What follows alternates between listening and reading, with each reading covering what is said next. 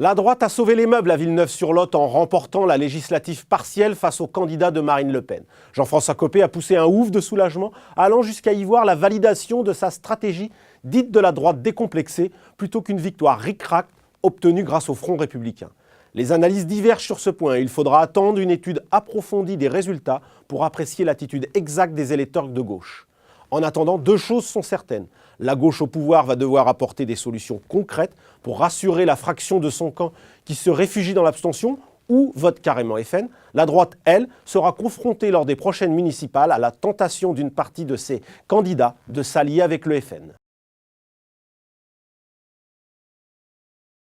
Jadis diabolisé, le FN s'est banalisé en changeant de président. En 2 ans, Marine Le Pen a réussi à faire oublier les origines pétainistes de l'extrême droite de son père. Elle a modernisé la vitrine, renouvelé les cadres et normalisé ce FN au point d'en faire un parti qui effraie de moins en moins les Français. Face à la montée du FN, l'UMP a adopté globalement 2 attitudes. D'abord, Nicolas Sarkozy et dans son sillage Jean-François Copé ont choisi de concurrencer le Front National sur son terrain. Cette stratégie a failli fonctionner en mai 2012 puisque le président sortant a finalement échoué de peu. La même stratégie, dite de la droite décomplexée, chère à Copé, lui a permis de faire jeu égal avec François Fillon dans la conquête de la présidence de l'UMP, l'emportant sur le fil. En face, Fillon reste convaincu que le FN est un parti hors du champ de la République et qu'il faut le combattre en continuant d'ériger une barrière morale. Faute de mieux, car toutes les autres raisons sont vouées à l'échec selon lui. Bref, 2 lignes qui conduisent à des attitudes différentes, par exemple en cas de duel au second tour entre le PS et le FN.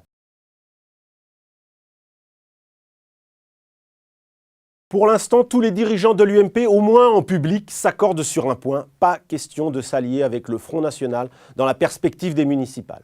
Jean-François Copé vient par exemple d'exclure un élu du Gard qui soutient une liste FN à Saint-Gilles.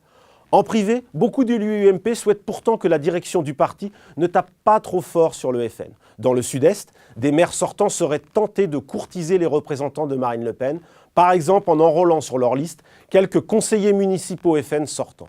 De petits accommodements inavouables qui pourraient se multiplier et sur lesquels ils espèrent que la direction parisienne fermera les yeux.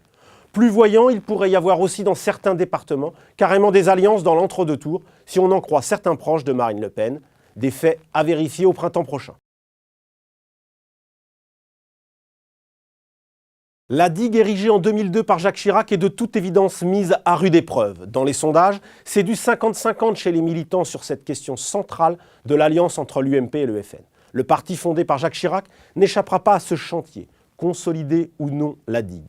Soit l'UMP considère que le FN est un parti normal et donc il devra à terme accepter l'alliance, comme cela a pu être le cas naguère en Italie avec la Ligue du Nord, soit l'UMP considère que le FN n'est pas un parti normal, et alors il n'est pas possible de le mettre sur le même plan que le PS. Au fond, la droite, qu'elle soit sarkozyste, copéiste ou filloniste, se retrouve un peu dans la situation des socialistes en 1965 vis-à-vis du Parti communiste. À l'époque, cette situation avait poussé les socialistes, sous la houlette de François Mitterrand, à accepter d'ouvrir un débat idéologique. Débat qui a permis ensuite d'installer durablement la gauche au pouvoir. 5 décennies plus tard, l'UMP n'échappera pas à son tour à ce débat idéologique.